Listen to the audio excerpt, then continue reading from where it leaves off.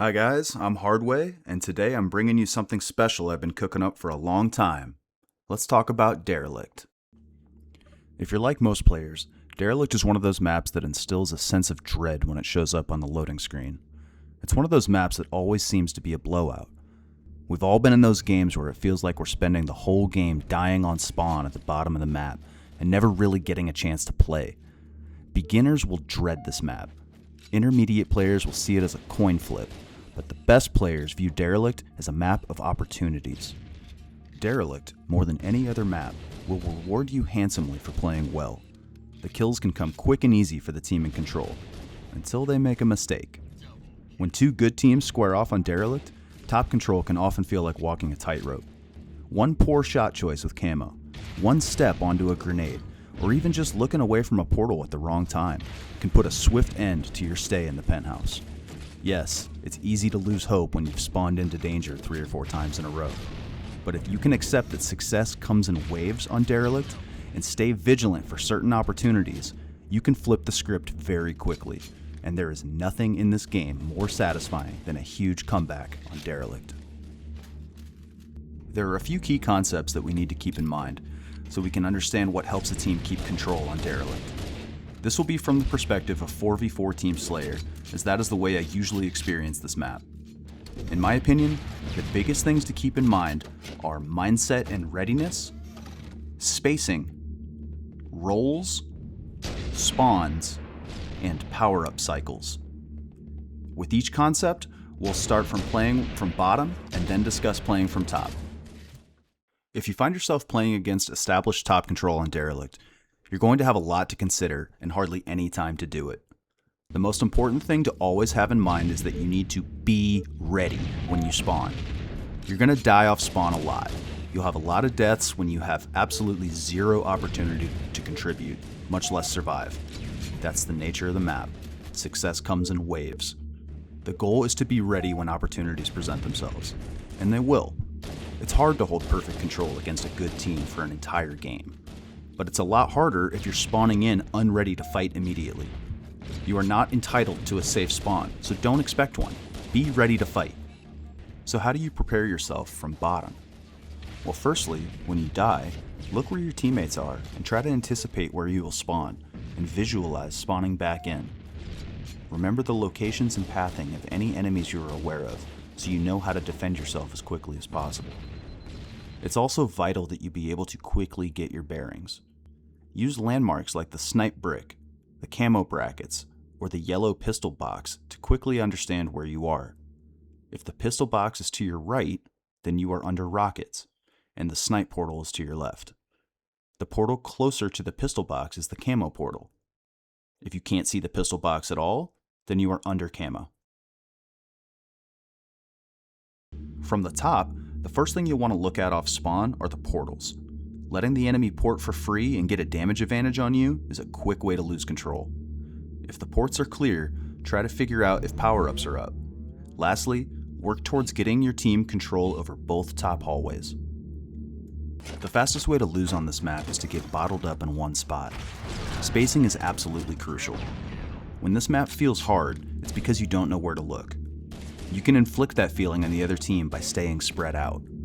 One of the first things you should prioritize when you spawn is getting the hell away from the rest of your team. Yes, even on top. Getting pushed back into one hallway is usually what happens right before a team loses control. Ideally, you want to be on the opposite side of the map as your teammates, so that your team can clearly see both portals and see where the enemy is spawning. You can usually use bottom middle as a reliable way to get on the opposite side of the map as your team. The lines of sight are limited, and you're not a very attractive target to the enemy. You're so close to cover that you can almost always disengage from your first shooter before you die. Your goals from bottom middle are to contest and deny camo, and to get your team in position to threaten both portals at once. Make the enemy need to look in 2 different places. From here, do damage, stay alive, and deny camo. It is not necessary to get control of opposite hallways while on bottom. It takes too long to set up, it's harder to synchronize your push, and your damage probably won't get cleaned up. You'll also probably lose one of your anchors within seconds of getting both hallways anyways, so it's better to just push into bottom middle while anchoring one hallway, and then try to hit both portals at once after you get a damage or numbers advantage. The ideal scenario from top control is to have a player in rockets, a player top middle, a player at needles, and the last player on the loose with camo snipe or camo rockets.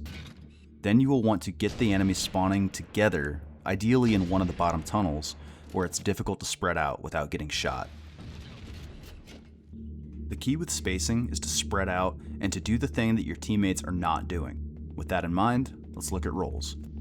Okay, we spread out, but what should we be doing now?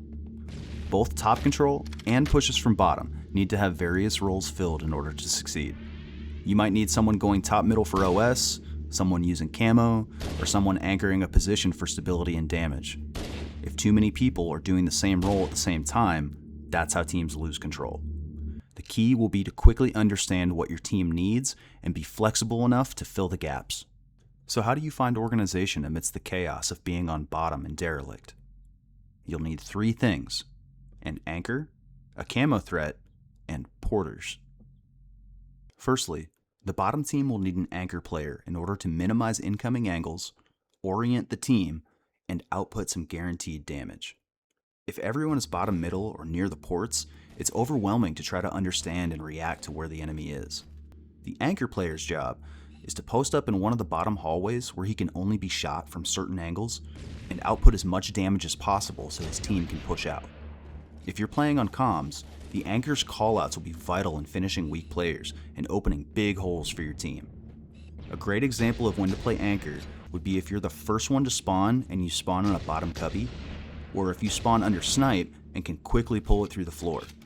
Having a sniper in a bottom hallway will create huge opportunities and command a lot of attention from the enemy. It's crucial to understand that anchoring from bottom is a very temporary role. Staying here too long will get your team trapped here. The purposes of the bottom anchor are team orientation and a burst of initial damage. An anchor can offer his team a valuable sense of orientation to players spawning on him by having the whole team facing the same direction with all the enemies in front of you, and can give your team the burst of initial damage they need to safely push out. But if you overstay your welcome, it is inevitable that you will get spawn trapped. As soon as your team is able to successfully push out to portals and into bottom middle, the anchor lingering in the bottom hallway is not only no longer needed, but is an actual liability. Once you cover your team's push, it's time to follow them up. Your teammates will need as many guns up as they can in order to finish the guys hiding in the cubbies out of sight of the anchor player. Also consider that if your teammates die and spawn on the anchor, your push starts over, and this time they already know where to look for you. But if the anchor dies and spawns on his teammates mid-push, he might spawn on top, and the push can resume in progress. So understand that of the 3 roles, the anchor's life is the most expendable. His life is the most expendable at that point because his teammates are more likely to give a top spawn, and he is likely to have the most awareness of the enemy positions. The anchor player is also probably the best player to attempt a nade jump for the OS when he pushes out to join the push. If the anchor thinks the enemy is on the opposite side of the map, nading up to steal the OS late in the cycle can be a great play. Bottom players pushing into the middle should be actively contesting the camo from bottom mid, while passively giving their team alternate spawns and spacing. If camo is up, your primary job is to shoot anyone going for it. If no one's going for it, you can threaten it by nading it down. You can nade it down by banking 2 grenades off the ceiling, like so. This will knock the camo down for you. You can also do this with both nades at the same time, but it takes some practice and is very easy to screw up in the heat of the moment. I recommend 1 nade at a time, both for its consistency and because this move is more effective as a bait tactic anyways. Nading it down puts a ton of pressure on the top team, forcing them to look at it, or surrender a free camo to the bottom team. So, usually this move will pull a lot of attention, so be sure to tell your team you're doing it if you're on comms. Don't overcommit to getting the camo immediately if you're unsure of where the enemy is. The most reliable play is to bait it for easy damage and distract attention away from the porters on your team, but obviously, take it if you can get it. If you're able to actually grab camo from bottom, your biggest immediate threats are likely from the needle cubby up to your left and top middle behind you. Your best route to safety is usually going to be bottom middle. As you're running towards bottom middle with your new camo, the portal to your right is the better choice. That one will put you closer to the sniper and rockets, which will give you way more mileage out of your camo. Trade your pistol for the sniper rockets so that you can use quick camo. You will need it if the whole enemy team is up top. Choose your shots extremely carefully. You will need to be able to recloak before anyone else sees you. If you can't get a sniper rockets, remember to pre-nade your target. Throwing a grenade does not light your camo. Your highest priority kills are the guys in the cubbies and hallways, especially rocket hallway. They are the ones anchoring top spawns for their team. If you can kill them, the enemy will probably start spawning on bottom. At the very least, you'll cut the enemy's control in half and give your team an anchor to start spawning on top. My only exception to this would be if OS is up, then consider going for that first. If camo is missing, your next move will depend on where you are in the power-up cycle. If you're early in the cycle and they just got the camo, assume he is moving towards rockets and see if you can eagle eye him. If it's late in the cycle, play to nade down the new camo. If neither option is viable, play for damage and support your porters. If you know which cubby they're hiding in, it can be incredibly helpful to bank a nade off the glass or the ceiling so it lands in the center of the cubby, hitting everyone inside. This will make your porters' lives a lot easier. Once your porters make their move, follow them up as soon as possible and fully commit to the push. The last role on bottom is the porter. These are the guys actively trying to port up and retake control. Of the 3 roles from bottom, the porters' lives are the most valuable, both because of what they're doing and because of the spawns they can offer if they stay alive. Everything the other 2 roles do is an effort to help the porters succeed. Porting against a team with top control is incredibly dangerous. It's the obvious path, so it will always be heavily guarded. Porting up too soon will lead into a firing squad, as neither portal has any cover. With this in mind, it is important to time your ports for when the enemy is most vulnerable, preferably pressuring both portals at once. Port after a pick or when your team has a damage advantage. Maybe throw a grenade into one of the cubbies before porting. It's okay to fight from bottom in a neutral 4v4 scenario to try to get a damage advantage, but the goal is to spring into action as soon as players start getting weak or dropping numbers. You always want to know what direction to face when you port, so you can immediately descope anyone trying to defend it. Try to have as much information and damage as you can before you commit to porting, as it is incredibly risky. If you get caught as you come through, you can take cover in the corner on the opposite side of the portal, assuming they only have control of one side, and remember you can port back down through the portal to avoid grenades and stay alive. Every second you stay alive here is an extremely valuable distraction for your team. The ultimate goal is to make it into a cubby and begin anchoring spawns for your team up top.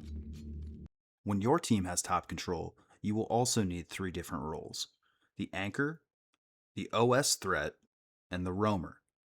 Your team will need an anchor to secure guaranteed top spawns and to deny flanks. This player will have the entire team in front of him and should be able to at least trade damage with anyone he sees. He should be able to back off if he's losing and know when to stay back to give spawns. This player is much deadlier with a sniper, so it's good to know how to nade it to whichever side you're playing from. Anchoring from needles gives your team faster access to camo, and anchoring from rockets gives you easier snipe rocket control. Be careful not to let too many teammates anchor the same hallway. Just like playing from bottom, that is a good way to allow the other team to surround you and to lose control. A good rule of thumb is that if your teammates already have both sides of the hallway you spawned at, then you need to push out. Unlike the bottom team's anchor, the life of the top team's anchor is probably the least expendable. He's the one continually providing top spawns for his team. If he dies, the other 2 roles are probably going to give bottom spawns, and that could be the beginning of the end of their control. The OS threat's job will be to control top middle and get the overshield. With this, he can use it to bully the other team or to safely get camo. This player should be responding to fights and typically should not be the first one to engage. This is an extremely flexible position with plenty of opportunity to stay alive if you start taking damage. Ideally, you're catching players spawning bottom middle or against the walls. You are vulnerable to the portals and to people spawning up top opposite of your teammates. The last role up top is the roamer. Roamers should be spreading out from their anchors with the goal of anchoring the opposite side of the map or getting the camo. The roamer should take the route that is least contested while still contributing damage. The ideal setup is an anchor at both hallways, a player top middle, and a camo player roaming. Once your team has a sense of structure, the next thing to consider is the state of the power-ups. Look at your clock and understand where you are in the minute. Attempts at retakes typically work best after the OS is burnt off and when the controlling team doesn't have the camo. Usually a team with full control will get the OS nearly immediately, so the quicker you can work that down, the longer your window of neutral game will be for the retake. If the team on bottom is good, the OS should only be good for one kill and be burned off in the first 15 seconds or so. That leaves camo, which is the much bigger threat. Camo is the highest priority on the map by a mile. If you let the top team get away with it, they are probably going to go on a huge run and make a retake during that cycle nearly impossible. If you take only one thing away from this entire video, let it be this. It is crucial to keep accountability of the camo. If it is still up, it's a good idea to get a player into bottom middle to defend it, like we talked about earlier. As a top player going for camo, the last thing you want to see is a player suddenly seeing you from bottom middle. There's no escape for the top player other than shooting his way out, and it's usually a straight 1v1 due to the angles. If they get the camo, you are in full-on damage control mode. Try to use last known location as best you can to predict what he wants to do, and most importantly, play slow. It's easier to see camo if you're not moving. If you try to do too much while the enemy has camo, you make his job easier. The easiest way to counter camo is to put yourself in his shoes and predict what he wants to do. The last point on power-ups is the timing window. There's a sense of urgency when playing from bottom, because every new minute is likely to give the top team another OS, or God forbid another camo. Essentially, you should be looking at each minute as its own finite opportunity to retake, because the top team typically gets to reset their advantage every minute. Most retakes will require both power-ups being out of play. You're lucky if you get 30 seconds of neutral game. It's during this time that your damage really matters, and you need to make your move. Ideally, you'll complete your retake before the minute mark hits, or at least get the enemy all spawning on one side and be giving top spawns for your team. The most common, reliable sequence of events in a retake is for bottom team to deny the camo long enough for the rest of the team to neutralize the OS fairly early in the cycle. A retake becomes increasingly likely the longer the game can stay in a neutral, power-up free state. If the camo is still available after the OS is spent, the top team will want to go for it, and they might give you easy damage or even a pick if you're baiting it well enough. And then as soon as you get a damage or numbers advantage, you hit the ports or spawn your teammates up if possible. The key, and I can't stress this enough, is to pay attention to camo, so they can never get a free one due to negligence. It should always cost them dearly to go for it. Denying the camo will prevent massive stretches of dominance from the top team, and will reliably give you your best openings to try for retakes. In the event they become reluctant to go for the camo, then you can punish their timidness by nading it down and getting it yourself. The power-up sequence from top control usually plays out with an immediate OS grab. If you can't get to the OS right away, then your mindset should be that every ounce of damage your team puts out should be in the service of getting a player to the OS. Ideally, you want to use the OS to get something else. So if your team is all in the Needler hallway, you could use the OS to cross into rockets and get both sides for your team. If your team is playing from rocket hallway, then you can use the OS to get the camo. In either case, that is a good use of the OS. Remember, the deeper into the cycle you can keep the shields from that OS, the smaller their window of neutral game is for a retake before the next cycle. The last factor to consider is spawns. In 4v4, You won't have as much control over how you spawn your team as you would in a 2v2, but that doesn't mean you can ignore it either.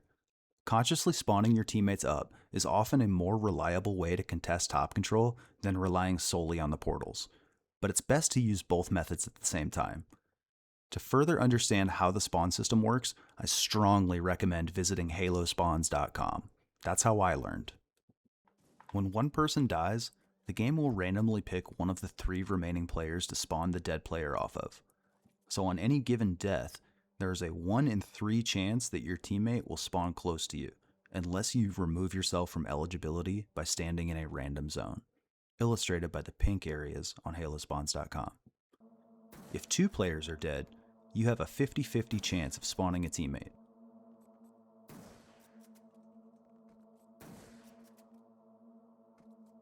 And if you're the last man standing, you are about to put your entire team wherever you are.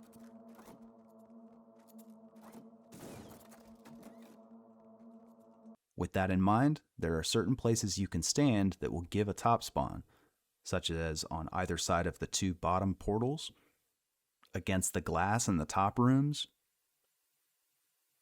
needle side of the camo,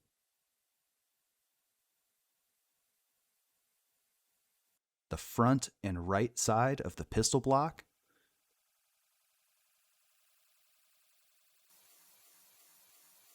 and in front of the top camo portal. So let's give some examples of intentional plays you can make to give better spawns. If you are on bottom near a portal, stand against the wall a few body widths away from the portal. This will usually allow your teammates to spawn directly above you. If you hit the portal immediately after they spawn, the enemy will need to look at 2 different places at once. Jumping while under the camo portal can spawn your teammate in front of the portal. The same is true for the needle side of the camo. If you're the last man standing, the health pack at bottom middle is a random. This will remove you as an option to influence spawns. So if you're the only one alive and you're ineligible to spawn on, then your teammates can spawn anywhere at random, including up top. The enemy will have to look in 2 places at once. Make your move immediately after your teammates spawn and push from the opposite direction. For the top team, if your team starts dying, try to get to a window and back all the way up to it. This will usually let your team spawn up there with you. You will need to spread out immediately after everyone is alive, but the other team will be able to portal up and easily contest you. This is one of the most important times to be thinking about spawns, because if your teammate is top mid in the random zone, then you are the only one giving spawns. If you push out to battle right now, there is a good chance you either die or actively give bottom spawns. In this situation, it is usually more important to back up and give the guaranteed top spawns than it is to fight. If you're top middle and your teammates start dying, stay top middle for now. Top middle is a random. Let your teammates spawn and hope for top spawns. If they spawn on top, stay top middle. It's a good place to control. If they spawn bottom, you need to rotate toward the perimeter so you can give guaranteed top spawns. Rotate away from the enemy if possible to maximize the chance to retain control. Remember, if you die here, then the other team will almost certainly take map control.